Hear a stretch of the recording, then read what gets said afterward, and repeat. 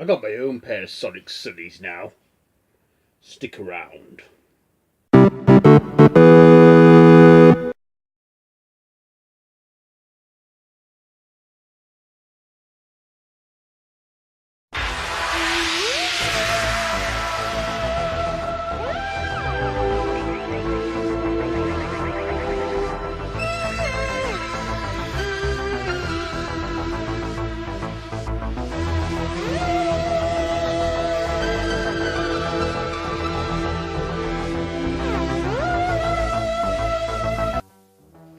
Why, hello there, YouTube. Fancy meeting you lot here. So, today, I thought now that the 12th Doctor has had his regeneration, I thought now would be a good time to re-rank all the regenerations. Now, I did it before Christmas with the top 13 regenerations. Now that we've seen the 14th one, well, I guess it's time to see, time for me to just redo it all again.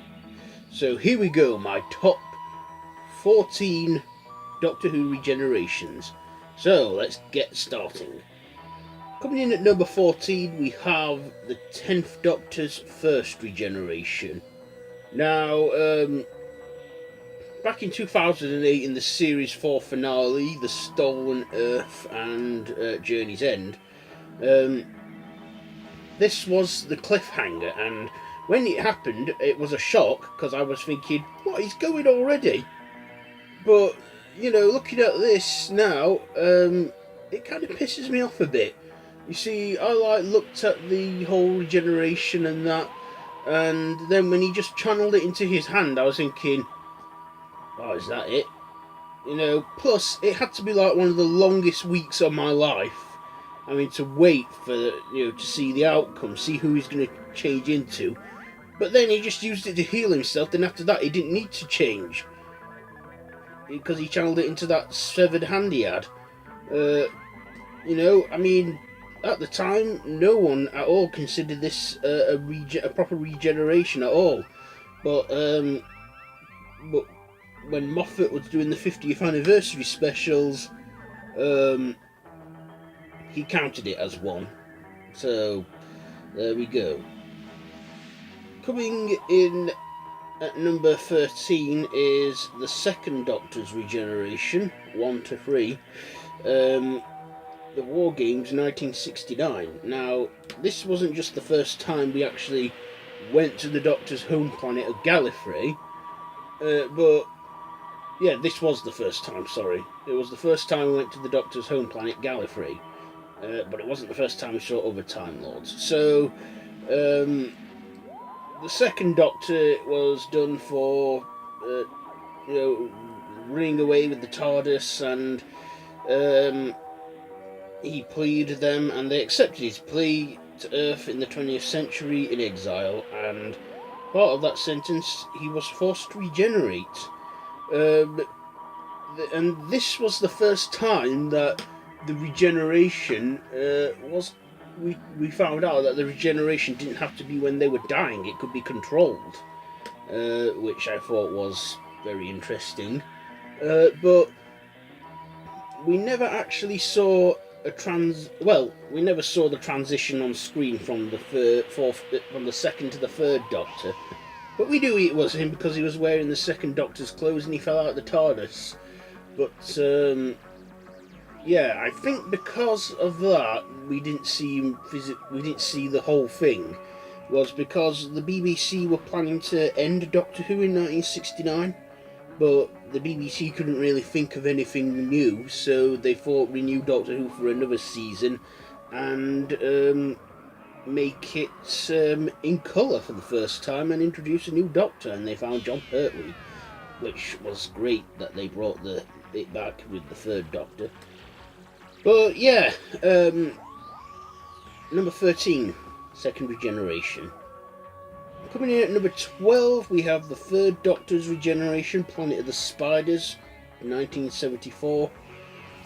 Now, I think Planet of the Spiders was a great finale for Jon Pertwee. It was a good story, 6 parts, but they seemed to pretty fly by when I was enjoying the story.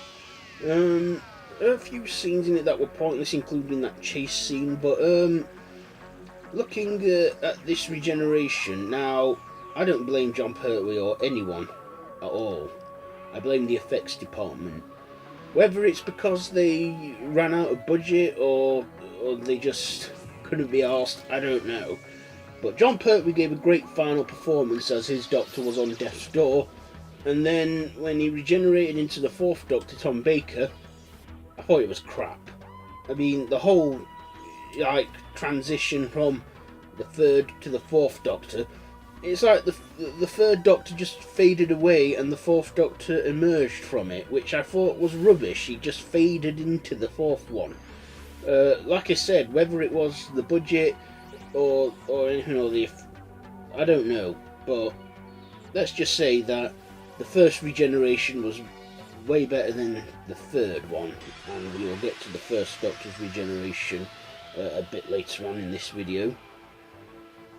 Coming in at number 10, we have the 10th. Sorry, not number 10. Coming in at number 11, we have the Sixth Doctor's regeneration, number 11. The Time and the Rani, 1987. Now, 1986, the BBC was in a lot of trouble with the show, saying it was too violent and that. They put the show on trial, and that, the trial of a Time Lord. Now, I thought Colin Baker and Sylvester McCoy were great Doctors.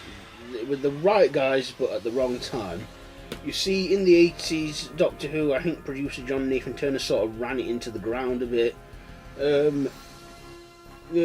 They managed to get Doctor Who renewed for a 24th season, but they didn't want Colin Baker back, and John Nathan Turner, the producer at the time, had to break the news to Colin Baker, and let's say Colin Baker wasn't happy about it, that they sacked him, but they wanted him to come back and do a regeneration, but he refused to, so they had to improvise from there. They had to find a new Doctor very quickly, which they did. They found Sylvester McCoy, and that they had to put him in Colin Baker's costume with a wig. But yeah, apart from you telling that's a wig, I thought the effects were okay-ish. But in the audio adventures, Doctor Who, the Final Adventures, it's an audio series from the Sixth Doctor. He gets the proper regeneration send-off he deserved. But yeah, I wish Colin Baker could have left on better terms at the time, but he eventually did in audio. So yeah, that's number 11. Okay, now, so we're in the top 10. So coming in at number 10, we have the 10th regeneration. The 10th Doctor's regeneration, the end of time, which started on Christmas Day 2009 and concluded on New Year's Day 2010, which was a two-parter. So this was like the end of David Tennant's era, Russell T Davies's era. It was the start of a new decade, so it was, the show needed to, the show just needed a fresh start. New Year's Day 2010, the 10th Doctor regenerated. Now, looking at this at the time, it was sad for me to watch. It was heartbreaking and that, and I didn't want him to go. But looking at it now, like 8 years on, I think it just dragged on a bit. It completely dragged out, and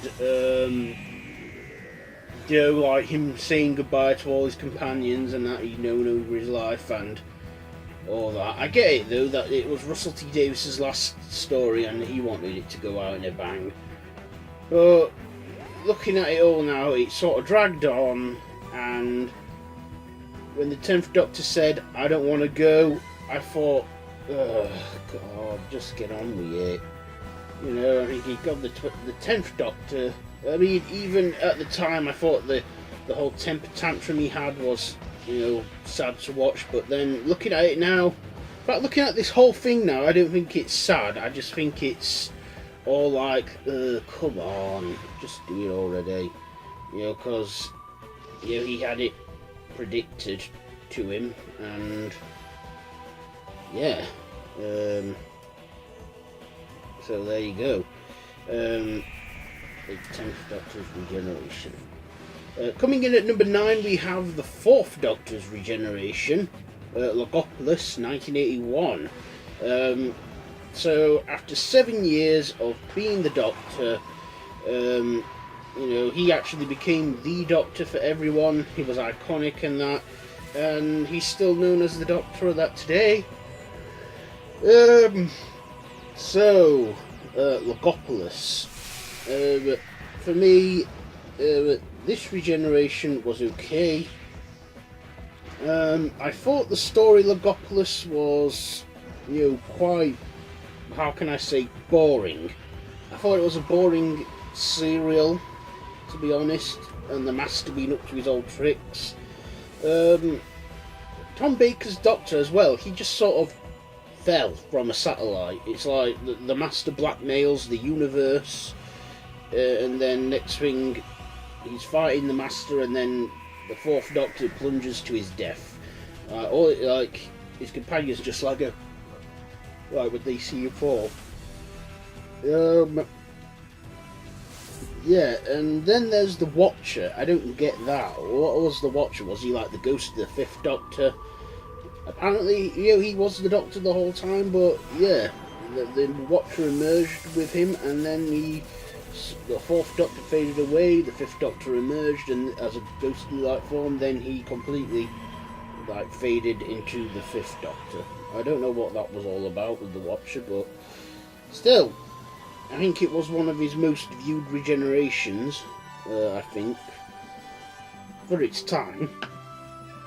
Okay, number 8, it is the 7th Doctor's regeneration, Doctor Who the TV movie. So, at the end of the 80s, 1989, Doctor Who was cancelled, and for one night only in 1996, we were treated to a feature-length TV movie. And yeah, I just thought, I actually remember this regeneration scene. 1996, very vaguely though. First time round, I was about 5 years old. I watched the regeneration, and I can remember watching Sylvester McCoy regenerate into Paul McGann, and then after that, my dad had to take me to bed and stay with me till I went to sleep, because I was petrified of it. It terrified me. It really did. Looking at it for a 5-year-old, that probably is disturbing. But now I see it as like, oh well, it's like Frankenstein and Jesus, the resurrection. Yeah. So, but yeah, looking at that for the 90s. Also, the TV movie was like, the first time Doctor Who was digitalised with digital effects and that, because it was the 90s, 1996. Yeah, I thought this was alright, but for my 5-year-old self, very disturbing. So, coming in at number 7, it is the War Doctor's regeneration. The Day of the Doctor 2013. So, the 50th anniversary tied a lot of loose ends for me, and for probably many other people that have watched the show since its resurrection in 2005. And then next thing, when we saw the War Doctor about to regenerate because he was old, I was like excited, because I was like thinking, oh, we're going to see the 9th Doctor again. But then next thing, as his face was changing, it cut, to the next scene. I don't know why they couldn't have just CGI'd it to make it look like the 9th Doctor's face completely emerged, but Yeah. In fact, I don't know why Christopher Eccleston couldn't just take a couple of hours of his own time just to do that. I mean, what has he actually done since the show ended? You know, I mean, he was offered to... In fact, his whole part of the War Doctor was meant to be, you know, the Ninth Doctor, but because Christopher Eccleston didn't want to do it, they had to think on. So, yeah, the War Doctor. But it did answer the question, though, was it the 8th or 9th Doctor that fought in the Time War? And we now know it was neither. It was the War Doctor. But he didn't call himself that in the in that life. We don't know what his name is, so yeah, we just sort of call him War Doctor. With that. Okay, so coming in at number 6, we have the 10th planet regeneration, the first Doctor's regeneration, the 10th planet, 1966. So, the first ever regeneration. So, after 3 years in the role, William Hartnell, he couldn't keep doing what he was doing. He started falling ill. He was having, you know, forgetting his lines and that. Things just couldn't go on the way they were. So, head of drama, Brian Cox played him in the Doctor drama Adventure in Space and Time. Sidney Newman, that's it. Sidney Newman thought things can't go on the way they are. They want Doctor to go on, but they can't have it with William Hartnell. So they decided to replace him with Patrick Troughton. First idea was to make an actor look like William Hartnell, but then they thought, no, let's just start it again. Black canvas, have Patrick Troughton, and just let him do what he wants with the character, which I thought was brilliant. And even though it was sad for Hartnell that he had to go, it was the best thing that they could have ever done for the show. I mean, it was touch and go at the time, but it took off and it worked. And I like the effects in this. I like the story. We even got the regeneration reintroduced to us in the 2017 Christmas special, Twice Upon a Time, where David Bradley portrayed the first Doctor in that. Okay, so number 5, it is the 5th Doctor's regeneration, The Caves of Androzani, 1984, where Peter Davison portrayed the 5th Doctor, and it was his last time at it, and before he regenerated into the 6th Doctor. So, yeah, it was, yeah, this is said to be one of the best regeneration ever, but I liked, you know, what they did with it. It sort of had like his companions he's known over his time saying he mustn't die, and then the Master coming up saying, encouraging him to die, but then next thing he sort of like went through this tunnel, like the tunnel you go through when you die, and then, you know, the 6th Doctor emerged from it. You know, I like that one. It was a good regeneration, and it's been higher on previous lists that I've done on the regenerations. Okay, so coming in at number 4, it is the 8th Doctor's regeneration, the Night of the Doctor, 2013 minisode, prequel.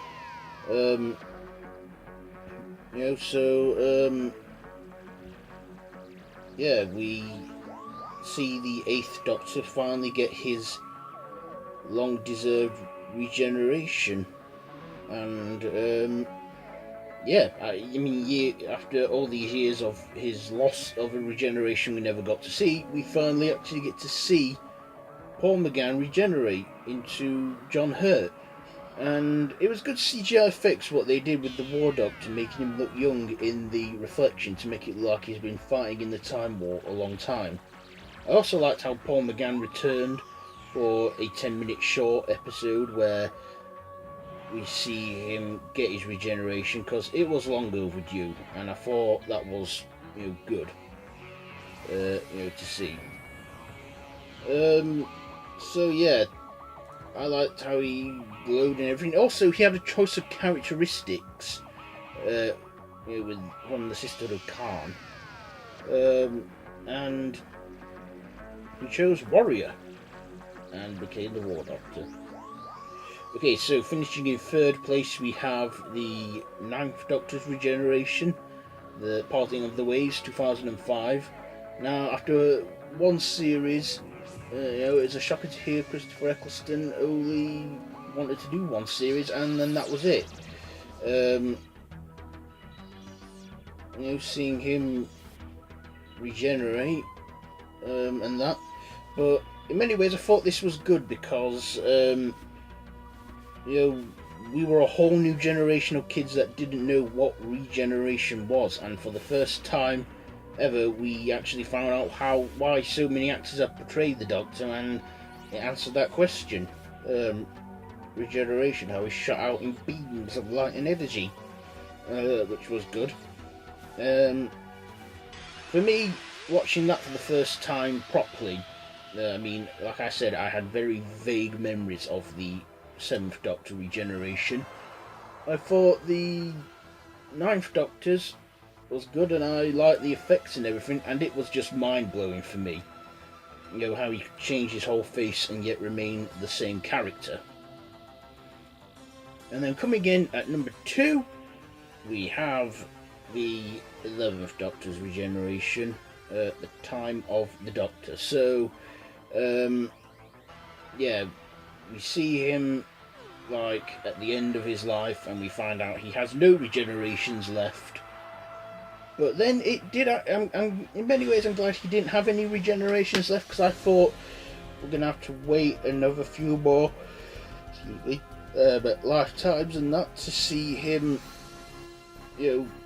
see how he's going to resolve this one out, and he does. He regenerates. He shoots out he gets a new regeneration cycle from the Time Lords, and he shoots out in beams at first, destroying this whole clock tower he's on the top of, and the Daleks. And then next thing, he comes back and he's young again.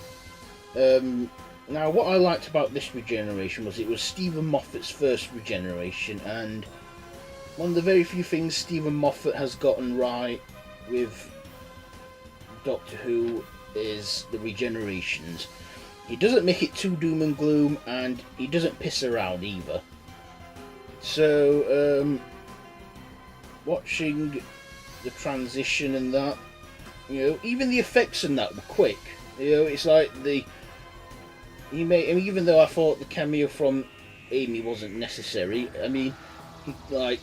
it's as if he sneezed and then became the 12th Doctor, and I thought that was good. I like that effect. I like the regeneration, and in my previous list, this was number 1. But number 1, it has gone to the 12th Doctor's regeneration, Twice Upon a Time. Yeah, now call me modest and that, but I like this regeneration because it's not, for the first time ever, I actually didn't feel sad. We kind of had his emotional goodbyes and everything during the episode and the series 10 finale, and I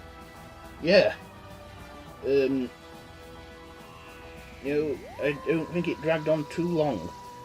He prepared himself for what was to come, the new Doctor, what was going to happen, what to do and everything.